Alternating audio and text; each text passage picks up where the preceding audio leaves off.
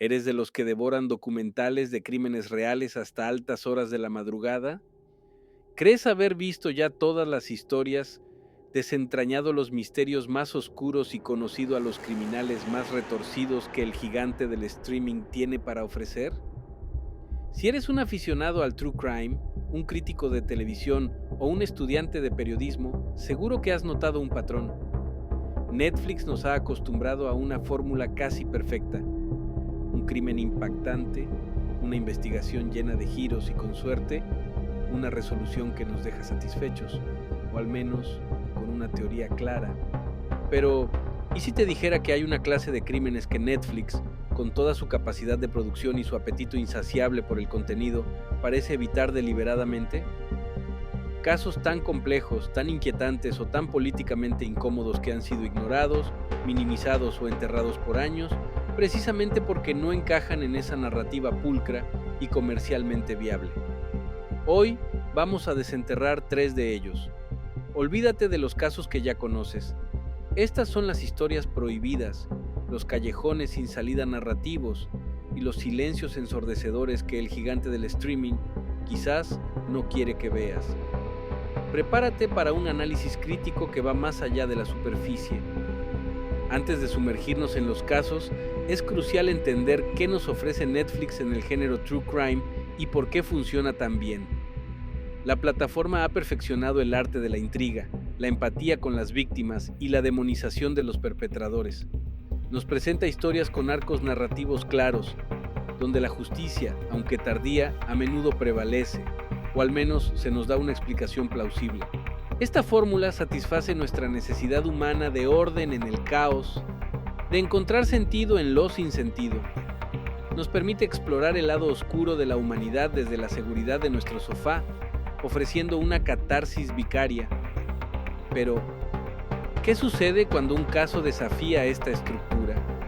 Cuando no hay un culpable claro, una motivación discernible o una resolución satisfactoria.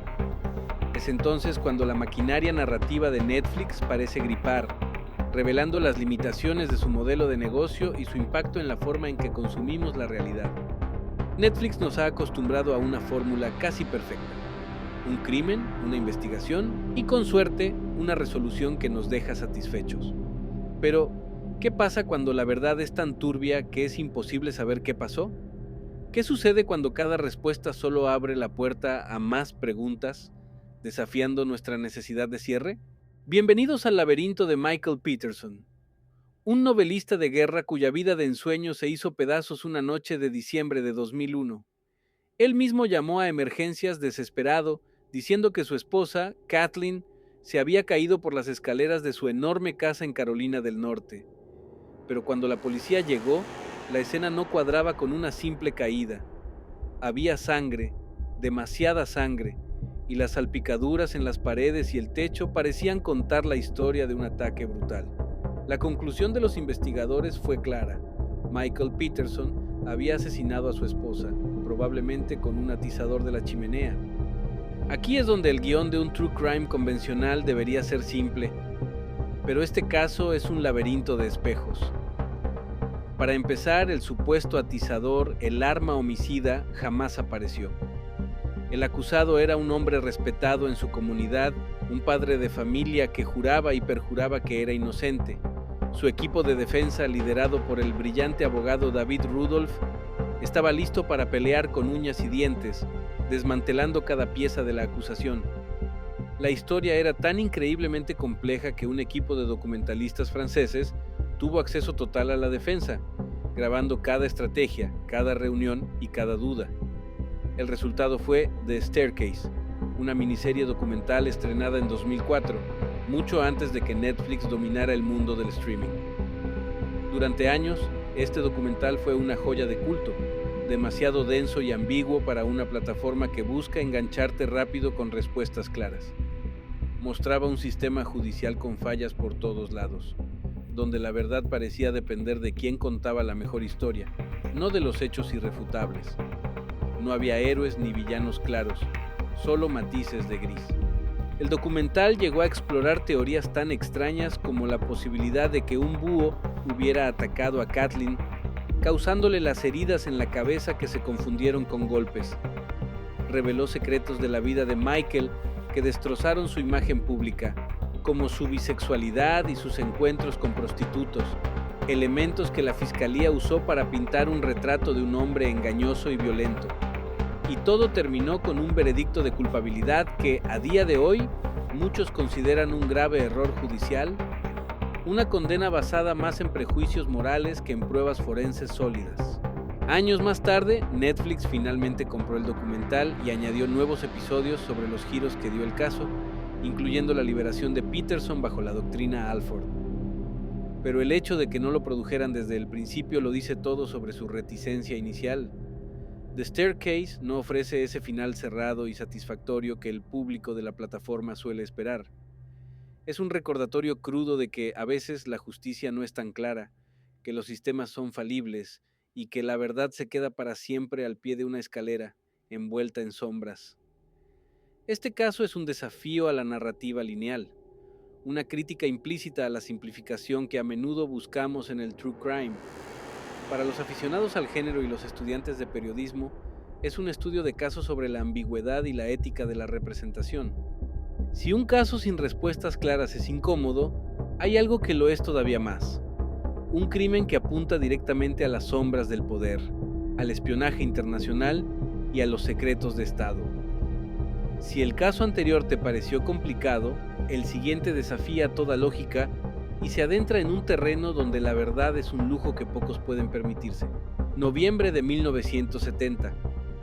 En un valle remoto y helado de Noruega, apodado el Valle de la Muerte, unos excursionistas se topan con una escena sacada de una pesadilla.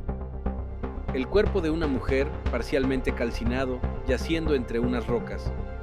A su alrededor, objetos extraños y deliberadamente colocados, pastillas para dormir, una botella de licor y los restos de un pasaporte quemado. Pero lo más raro era lo que faltaba. Todas las etiquetas de su ropa habían sido cortadas, las marcas de sus pertenencias borradas. Era literalmente una fantasma, una identidad borrada con una precisión escalofriante. La policía noruega se enfrentó a una de las investigaciones más extrañas y frustrantes de su historia. Pronto encontraron 2 maletas suyas en la estación de tren de Bergen. Dentro había lo que parecía un kit de espía, pelucas, gafas sin graduar, mapas y un cuaderno con notas en código. Cuando lograron descifrarlo, descubrieron que la mujer había viajado por toda Europa usando al menos 8 identidades falsas, siempre en los mejores hoteles y pagando en efectivo. Su modus operandi era el de una profesional del engaño. ¿Quién era esta mujer? Los pocos testigos que la vieron la describían como elegante, sofisticada y políglota, capaz de hablar varios idiomas con fluidez. Nadie sabía su nombre real. La autopsia reveló que tenía somníferos en el estómago, pero también monóxido de carbono en los pulmones, lo que sugería que estaba viva cuando le prendieron fuego. La causa oficial de la muerte fue probable suicidio, una conclusión que casi nadie se cree, ni entonces ni ahora. Es una explicación que huele a encubrimiento, a una verdad demasiado incómoda para ser revelada. Pensemos en la época, plena Guerra Fría. Noruega era un punto clave estratégico entre la OTAN y la Unión Soviética, un tablero de ajedrez para las operaciones de inteligencia. Las teorías sobre la mujer de Isdal apuntaban sin dudarlo al espionaje. ¿Era una agente del Mossad israelí? ¿Una espía de la KGB soviética? ¿O una agente doble traicionada y silenciada por sus propios contactos? Cada pista llevaba a un callejón sin salida internacional, a un muro de silencio que se alzaba más allá de las fronteras noruegas. ¿Por qué una historia así, digna de una película de espías de alto presupuesto, no tiene su propio gran documental en Netflix? Porque le faltan los elementos clave de su formato comercial.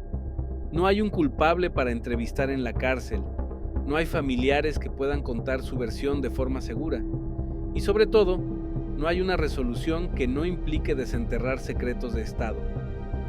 Es un caso oficialmente cerrado que implica posibles operaciones encubiertas que los gobiernos, aún hoy, prefieren no remover. Contar la historia de la mujer de Isdal es meterse en un mundo de sombras, donde la verdad es un riesgo para la seguridad nacional, donde las implicaciones políticas superan con creces el interés por la justicia individual. Un silencio que ni el streaming más poderoso se atreve a romper por miedo a las repercusiones o simplemente por la imposibilidad de acceder a la información. Este caso es un debate criminal en sí mismo, una crítica a cómo los intereses geopolíticos pueden sepultar la verdad.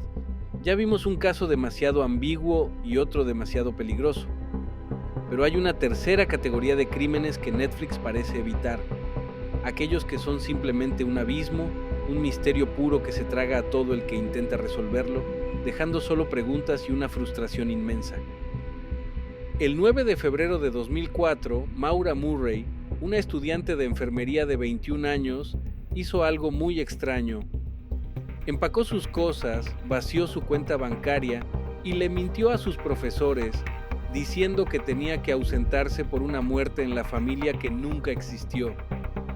Se subió a su coche y condujo hacia las montañas blancas de New Hampshire, sin decirle a nadie a dónde iba. Su comportamiento era errático, su destino desconocido. Esa misma noche, en una curva cerrada de la ruta 112, su coche se salió y chocó contra un banco de nieve. Un vecino que pasaba por ahí se detuvo para ayudarla. Maura, que parecía ilesa pero temblaba, le dijo que no se preocupara, que ya había llamado a la asistencia en carretera. Era mentira.